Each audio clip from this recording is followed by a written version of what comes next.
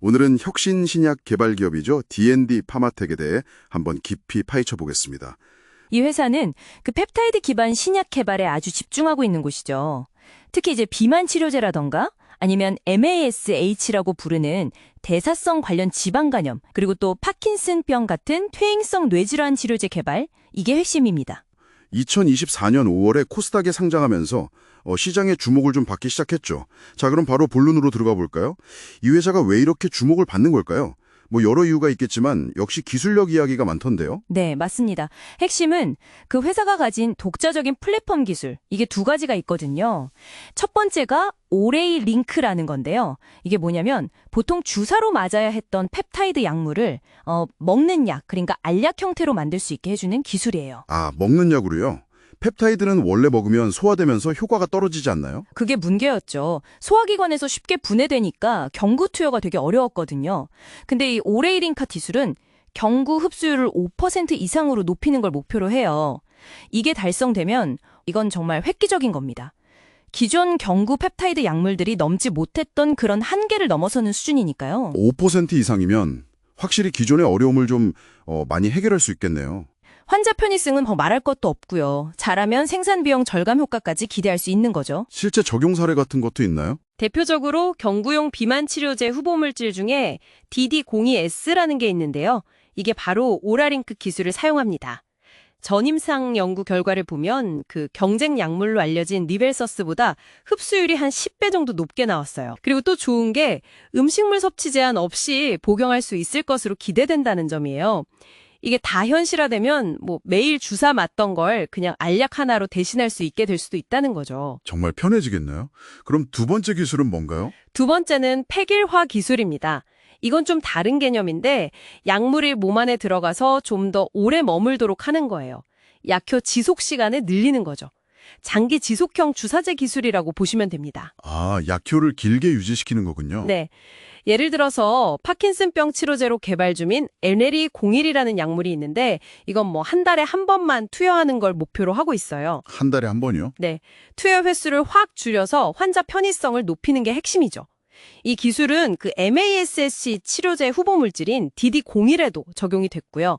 그러니까 이 두 가지 기술, 오라링크랑 폐기화는 펩타이드 치료제의 어떤 근본적인 한계점들 있잖아요. 투여하기 불편하다거나 약효가 짧다거나 하는 이런 걸 극복하려는 시도라는 점에서 아주 중요하다고 할 수 있습니다. 이야, 정말 흥미로운데요. 하나는 먹는 약으로, 다른 하나는 효과를 오해가게 만들고. 그럼 이 기술들로 구체적으로 어떤 신약들을 만들고 있나요? 특히 그 MASH 치료제, DD51, 이게 기대가 크다고 들었는데요. 네, 맞습니다. DD01은 이제 폐길화 기술이 적용된 메쉬 치료용 장기 지속형 주사제 후보 물질인데요. 이게 GLP-1하고 글루카곤, 이 두 가지 수용체에 동시에 작용해서 간에 낀 지방을 줄이고 체중 감소까지 유도하는 그런 이중 작용제입니다. 이게 또 미국 FDA로부터 패스트트랙 지정을 받았어요. 신속심사 대상이라는 거죠. 지금 미국에서 임상 2상이 한창 진행 중이고 최근에 환자 모집도 다 끝났습니다. 아, 환자 모집 완료됐군요. 결과가 궁금한데요. 특히 주목할 만한 게 최근에 발표된 12주차 중간 결과인데요. 이게 상당히 인상적이었어요.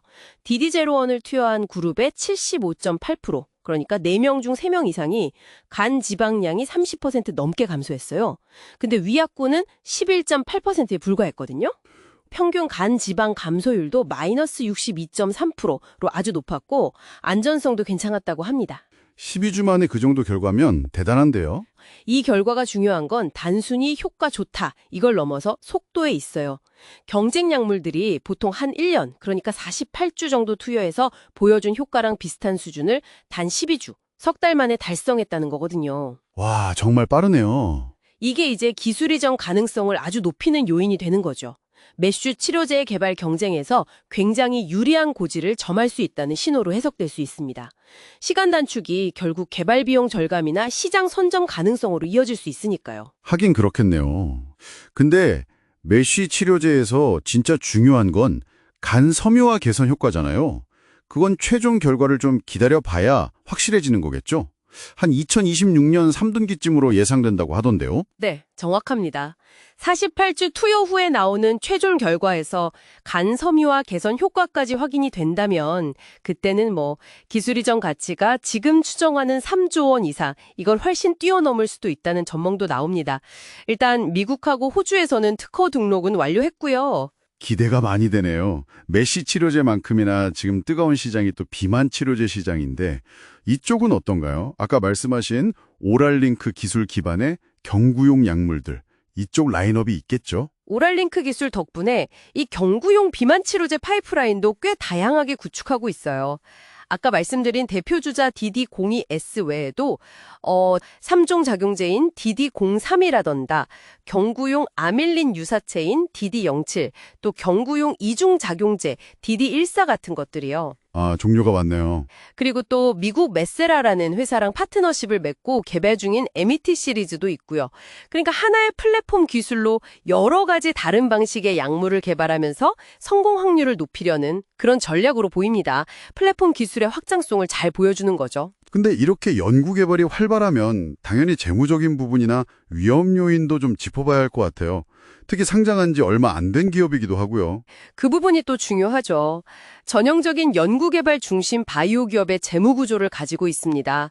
2023년에 기술 이전 수익 같은 게 좀 있어서 매출이 187억 원 정도로 늘긴 했지만 워낙 연구개발비가 많이 들어가니까요. 영업 손실은 계속되고 있죠.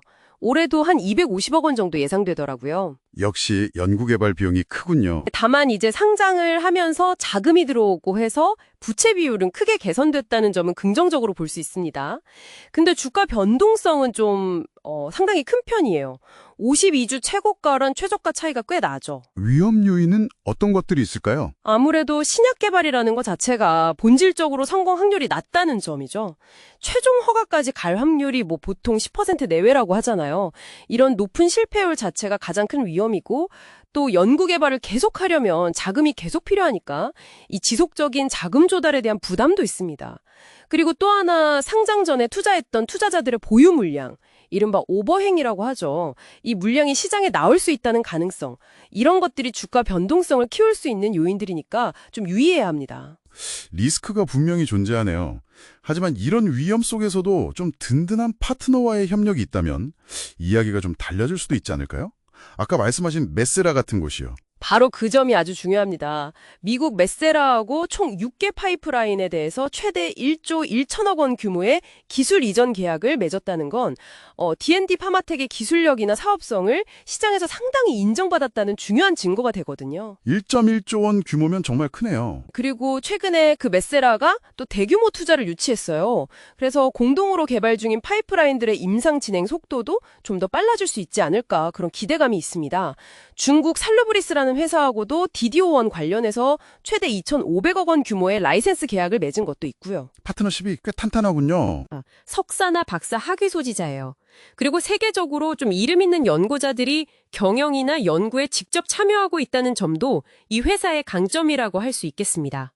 D&D 파마텍은 오라링크와 팩일화라는 아주 혁신적인 플랫폼 기술, 이걸 무기로 가지고 있고요. 이걸로 MAM-SH나 비만 같은 아주 큰 시장을 공략하고 있다는 점, 특히 DD01의 초기 임상 결과가 굉장히 긍정적이라는 점, 그리고 대규모 기술 이전 계약들이 이 회사의 잠재력을 어느 정도 뒷받침해주고 있다는 점, 이게 핵심이겠네요. 네, 맞습니다. 하지만 동시에 신약 개발이라는 게 원래 가지고 있는 높은 실패 가능성, 그리고 연구 개발을 위한 지속적인 자금 소요 문제, 또 주식시장 자체 변동성 같은 위험 요인들도 분명히 존재한다는 걸 꼭 기억해야 합니다. 결국에는 DD01의 최종 임상 결과가 어떻게 나오느냐, 그리고 그 뒤를 잇는 후속 파이프라인들이 성공적으로 개발될 수 있느냐, 이게 장기적인 성패를 갈 가장 중요한 변수가 될 겁니다.